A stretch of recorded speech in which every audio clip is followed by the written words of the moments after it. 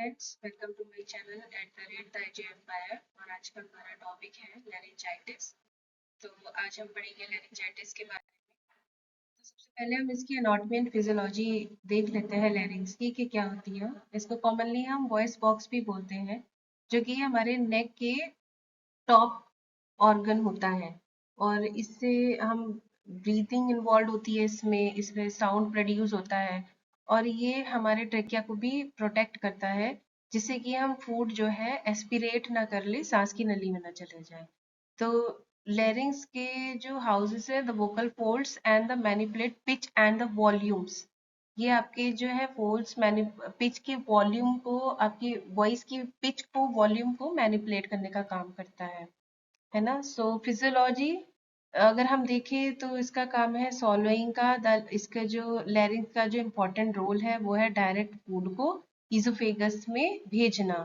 तो epiglottis normally upright position में होता है, just anterior to the lumen of the larynx. Air exhaled from the lungs passes through the larynx and vibrate the vocal folds। जो आपका लैरिंग्स होता है ये ट्यूब लाइक स्ट्रक्चर होता है, और ये आपके ट्रेकिया के एंट्रेंस, जो आपका विंड पाइप है, वहां पर पाया जाता है। तो आप देख सकते हैं कि फ्रंट में आपके थ्रोट में एक उभार सा होता है, जिसको हम एडम एप्पल्स भी बोलते हैं, जो मेल्स में अक्सर देखा जाता है। ये आपका लैरिंग्स होता है। लैरिंग्स के 3 मेन फंक्शन होते हैं। ये आपके it helps channel oxygen into trachea when you breathe.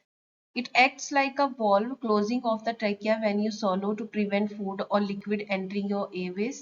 It contains 2 membranes, the vocal cord, which vibrate as air passes through them, and producing the sound of your voice.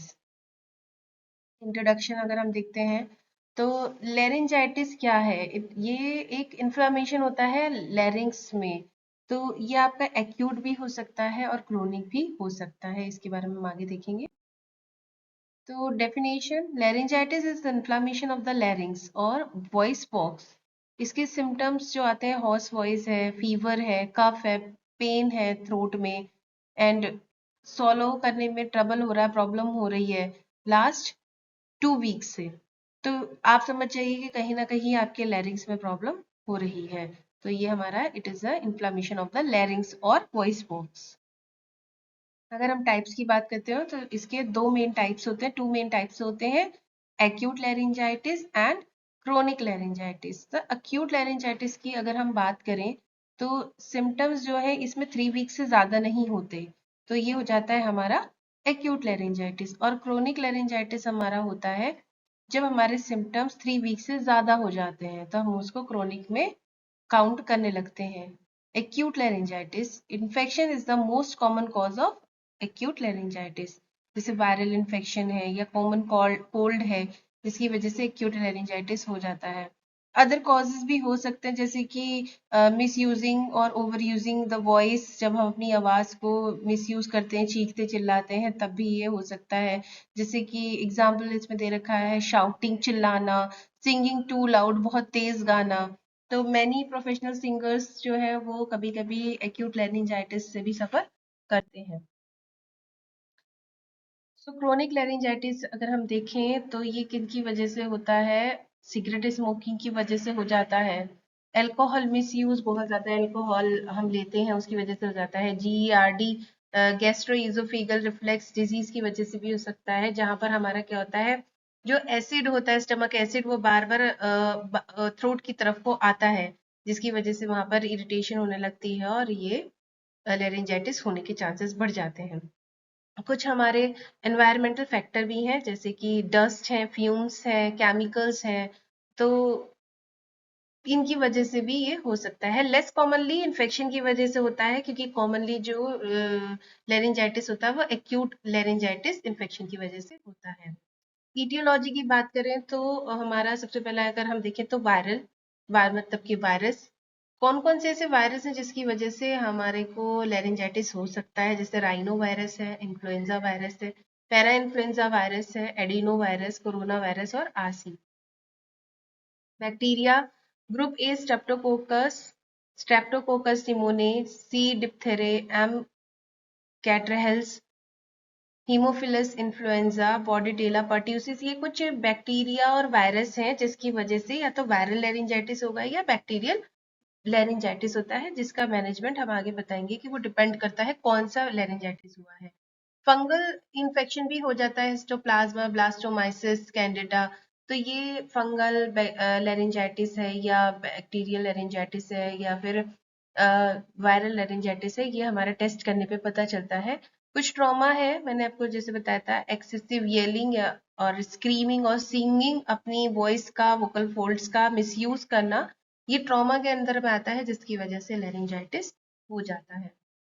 अगर हम chronic लेरिंजाइटिस की बात करें तो जैसे कि एलर्जीज है, asthma, asthma की वजह से भी लेरिंजाइटिस हो जाता है। डस्ट वगैरह जो हमने देखा था, पॉलेंस देखा था, तो बार बार एलर्जी हो रही है जिसकी वजह से लेरिंजाइटिस हो जाता है। रिफ्लेक्सेस, हमारा जीईआरडी की वजह से जो हमारा एसिड होता है, स्टमक एसिड, वो बार बार ऊपर की तरफ को आता है, वोकल फोर्ड्स की तरफ को आता है, जिससे कि वोकल फोर्ड्स हमारी इरिटेट हो जाती है, म्यूकस मेम्ब्रेन हमारी इरिटेट हो जाती है, इसकी वजह से भी हमारा लेरिंजाइटिस हो सकता है। Auto immune disorder, auto immune disorder ये होता है जब हमारी खुद की इम्यूनिटी हमारे को खुद हार्म करने लगती है। तो जैसे कि अप्रोक्सीमेटली 30 to 75% पर्सन ऐसे हैं जिनको रियूमेटॉइड अर्थराइटिस होता है और उनको लेरिंजाइटिस के सिम्टम्स आ जाते हैं। पैथोफिजियोलॉजी अगर हम देखें तो inflammation of the vocal cord caused by upper respiratory infection, vocal cord abuse, smoking और रिफ्लेक्सिस एजोफेजाइटिस, मतलब कि कोई भी टियोलॉजिकल फैक्टर हम ले सकते हैं जिसकी वजह से क्या होता है, जो हमारी वोकल कॉर्ड होती है वो एडिमेटस हो जाती है, मतलब स्वेलिंग हो जाती है ड्यू टू इन्फ्लामेशन। और ये क्या करती है, हमारे लेरिंग्स के नॉर्मल मूवमेंट को रिस्ट्रिक्ट कर देती है, जिसकी वजह से क्या होता है, हमारे वहाँ के जो इन्फ्लामेटरी रेस्पॉन्स की वजह से हमारा क्या होता है, सेल डैमेज होने लगते हैं वोकल कॉर्ड के। अब ये वायरस की वजह से भी हो सकता है, तो हाइपरेमिया हो जाएगा और फ्लूइड एक्सुडेशन, वहां पर फ्लूइड एक्यूमुलेट होने लगेगा, जिसकी वजह से अदर जितने भी इन्फ्लामेटरी मीडिएटर्स हैं वो आपके जो अपर एयरवे स्मूथ मसल्स होती हैं वहां पर स्पाज्म करने लगते हैं।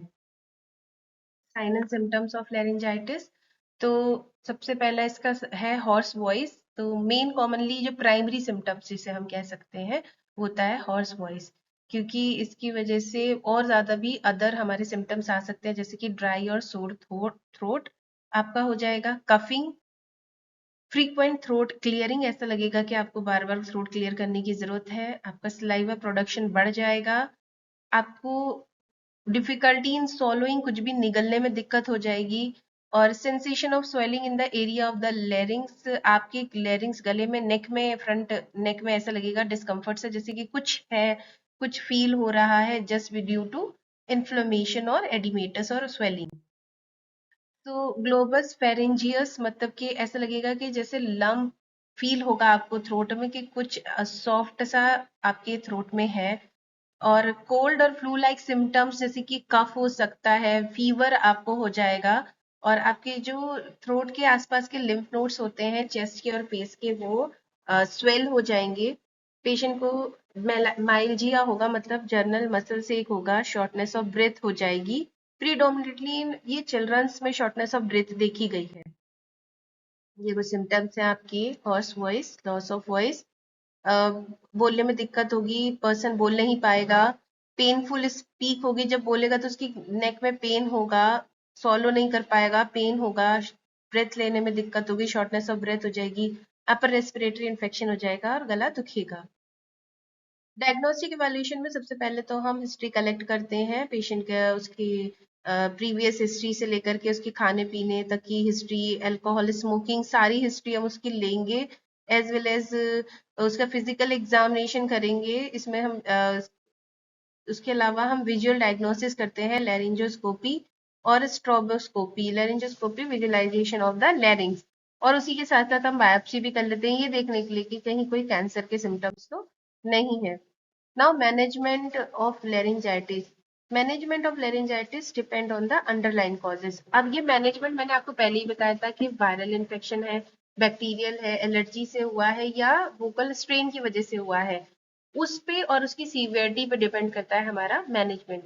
तो अगर सबसे पहले हम जनरल मैनेजमेंट की बात करें तो सबसे पहले हमें क्या करना है, वॉइस रेस्ट देना है, अपनी आवाज को आराम देना है, हमें बोलने स्पीकिंग अवॉइड करनी है, सिंगिंग अवॉइड करनी है ना, whispering excessively to reduce strain on the vocal cord, है ना। तो जब हम धीरे धीरे भी बात करते हैं या हमारी आवाज निकल भी नहीं रही होती है, हम कोशिश कर रहे होते हैं कुछ बोलने की, तो वो हमारी वोकल कॉर्ड पे स्ट्रेन डालता है, उसको भी हमें अवॉइड करना है। जितना हो सकता है हमें पानी पीना है, हाइड्रेट रखना है, drink plenty of fluids, water और हर्बल टीज जो होती हैं वो हमें हमारे थ्रोट को मॉइस्ट करने में हेल्प करती हैं।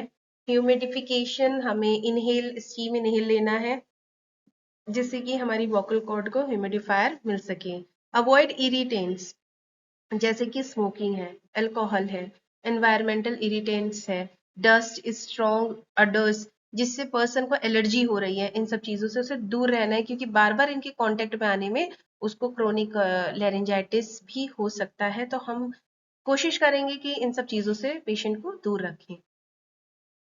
अगर ट्रीटमेंट बाय कॉज के अकॉर्डिंग हम ट्रीटमेंट कैसे करते हैं, अगर जैसे कि मोस्ट कॉमनली हमारा वायरल लेरिंजाइटिस होता है, इसमें हमारा 7 to 10 डेज लग जाता है ठीक होने में। तो हम सपोर्टिव केयर जो भी हमने जनरल केयर पढ़ी है वो देंगे, हाइड्रेट करेंगे, थ्रोट लॉजेंजेस जैसे कि आपका जो विक्स वगैरह टॉफी आती हैं उसको हम ले सकते हैं। Over the counter pain killer, pain reliever ले सकते हैं, जैसे एसिटामिनोफेन है, आइब्रोफिन है, अगर डिस्कम्फर्ट हो रहा है तो। अगर बैक्टीरियल लेरिंजाइटिस है, ये रेयर होता है लेकिन इसमें हमारे को एंटीबायोटिक की नीड होती है, एमोक्सिसिलिन या अजिथ्रोमाइसिन। पर ये हमें तभी लेना है जब हमें हेल्थ केयर प्रोवाइडर प्रिस्क्राइब करेंगे। एलर्जिक राइनाइटिस है, एलर्जिक लेरिंजाइटिस है, तो हम एंटी हिस्टामिन और कॉर्टिकोस्टेरॉइड भी यूज कर सकते हैं इन्फ्लामेशन को रिड्यूस करने के लिए। और जितने भी हमारे एलर्जेंस हैं उनको हम अवॉइड करेंगे और एयर प्योरीफायर का यूज करेंगे। अगर वोकल स्ट्रेन की वजह से लेरिंजाइटिस हुआ है तो हम अपनी वॉइस को रेस्ट देंगे और कंसल्टिंग थेरेपिस्ट से हम स्पीच कंसल्ट करेंगे और वोकल एक्सरसाइजेस करेंगे। रिफ्लेक्सेस रिलेटेड अगर लेरिंजाइटिस है, जैसे जीईआरडी वगैरह है, तो हमें अपने डाइट में चेंजेस चाहिए, बिल्कुल भी हमें तला भुना स्पाइसी फूड, ऑयली फूड नहीं खाना है, एंटासिड का यूज करना है, प्रोटोन पंप इनिबिटर्स हम यूज कर सकते हैं लाइक ओमेप्राजोल। अगर फंगल लेरिंजाइटिस है, जैसे कि इम्यूनो कॉम्प्रोमाइज्ड पेशेंट है, उनको एंटी फंगल मेडिकेशंस देंगे, फ्लूकानोजोल, ये उनको हम देते हैं। सीवियर और क्रोनिक लेरिंजाइटिस में हम कॉर्टिकोस्टेरॉइड्स यूज करते हैं। अगर सीवियर स्वेलिंग होती है तो डॉक्टर प्रेस्क्राइब करते हैं कॉर्टिकोस्टेरॉइड, जैसे प्रेडनिसोलोन है, ये हमारा इन्फ्लामेशन तुरंत के तुरंत क्विकली रिड्यूस करता है। पेशेंट को हम स्पीच थेरेपी देते हैं, वोकल हाइजीन उसका इम्प्रूव करने के लिए, और जो भी उसका अंडरलाइन मिसयूज हुआ है वॉइस का उसको रिड्यूस करने के लिए, इम्प्रूव करने के लिए। उसको हम ईएनटी स्पेशलिस्ट के पास रेफर करेंगे देखने के लिए कि अगर मोर देन 3 वीक्स हो गया है, तो अगर अनएक्सप्लेन्ड हॉर्सनेस या सस्पेक्टेड स्ट्रक्चरल इश्यूज है लाइक नोड्यूल और पॉलिप्स, हम इमेजिनिंग टेस्ट और एंडोस्कोपी करेंगे ताकि हम पेशेंट की वोकल कॉर्ड को डायग्नोज कर सकें, विजुलाइज कर सकें। When to seek medical attention, कब ऐसा लगता है कि जब हमें डॉक्टर के पास जाना चाहिए, जब हमें ब्रीदिंग और swallowing में डिफिकल्टी हो रही है, लगातार पेशेंट को हॉर्सनेस हो रहा है और उसकी वॉइस धीरे धीरे 2 to 3 वीक से कम होती जा रही है, कम उसका बोलना होता जा रहा है, सीवियर पेन हो रहा है, उसको फीवर भी आ रहा है और थ्रोट में उसकी स्वेलिंग आ गई है और सीरियस इन्फेक्शन के सिम्टम्स आ गए हैं जैसे ड्रोलिंग और स्टिडर। नर्सिंग मैनेजमेंट ऑफ लेरिंजाइटिस, तो कुछ नर्सिंग मैनेजमेंट है, जैसे कि हम फोकस करते हैं सिम्टम्स रिलीफ पे, एजुकेशन है, प्रिवेंशन ऑफ कॉम्प्लिकेशंस पे। सबसे पहले हम असेसमेंट करेंगे पेशेंट का, जिसमें सब्जेक्टिव डाटा हमारा क्या रहेगा, हॉर्सनेस और loss of voice, sore throat और discomfort while speaking, dry throat और cough, history of recent upper respiratory infection, smoking और वोकल स्ट्रेन। तो ऑब्जेक्टिव डाटा, ये सब्जेक्टिव डाटा ये रहेगा जो पेशेंट हमको बताता है। ऑब्जेक्टिव डाटा जो हम ऑब्जर्व करते हैं इसकी वॉइस चेंजेस में, हॉर्सनेस है, अफोनिया है, मतलब बिल्कुल भी नहीं बोल पा रहा है, उसके थ्रोट में रेडनेस है, स्वेलिंग है, और रेस्पिरेटरी डिस्ट्रेस के हमें साइन दिख रहे हैं, जैसे कि वो लेबर्ड ब्रीदिंग कर रहा है, स्ट्रीडर है। नर्सिंग इंटरवेंशन, हमें सबसे पहले क्या करना है, प्रमोट कंफर्ट, तो पेशेंट को हम इनकरेज करेंगे ताकि वो एडिक्वेट वाटर फ्लूइड इनटेक कर सके। 8 to 10 glass of water per day उसको लेना है ताकि उसका जो थ्रोट है वो मॉइस्ट रहे। उसको वार्म सलाइन गार्गल के लिए हम वार्म सलाइन गार्गल प्रोवाइड करेंगे। थ्रोट लॉजेंजेस देंगे ताकि हम उसको सिम्टम्स से रिलीव करा सकें। उस ह्यूमिडिफायर का यूज करेंगे, स्टीम इनहेलेशन पेशेंट को देंगे ताकि जो मसल्स हैं वो सूद हो सके। फैसिलिटेट रेस्ट, हम पेशेंट को रेस्ट के लिए बोलेंगे, एडवाइस करेंगे ताकि वॉइस रेस्ट दे सके। उसकी स्पीकिंग मिनिमाइज करेंगे और विस्परिंग को तो अवॉइड करेंगे ताकि उसके वोकल कॉर्ड पर आगे स्ट्रेन ना पड़े। पेशेंट को हम बताएंगे कि वो ऑल्टरनेटिव कम्युनिकेशन मेथड यूज कर सकता है जैसे राइटिंग और टेक्सटिंग टेम्परेरी बेसिस पे। उसके जो अंडरलाइन कॉजेज हैं हम उनको मैनेज करेंगे। फॉर इन्फेक्शियस लेरिंजाइटिस जो भी प्रिस्क्राइब्ड हुई है मेडिकेशन, जैसे एंटीबायोटिक है, एंटीवायरल है, हम पेशेंट को बोलेंगे देने के लिए। एज वेल एज अगर पेशेंट को फीवर है, उसके सिम्टम्स वर्स होते जा रहे हैं तो हम उसको मॉनिटर करेंगे। रिफ्लेक्सेस रिलेटेड लेरिंजाइटिस है तो हम पेशेंट को डाइटरी मॉडिफिकेशन के लिए एजुकेट करेंगे, जैसे कि उसको एसिडिक फूड अवॉइड करना है, स्पाइसी फूड को अवॉइड करना है। उसको जो भी प्रेस्क्राइब्ड एंटासिड दी गई है, जो भी प्रोटोन पंप इनहिबिटर्स थेरेपी जो भी दी गई है, वो उनको इंश्योर करना है कि वो लेते रहें, अदरवाइज ये स्थिति और ज्यादा खराब हो सकती है।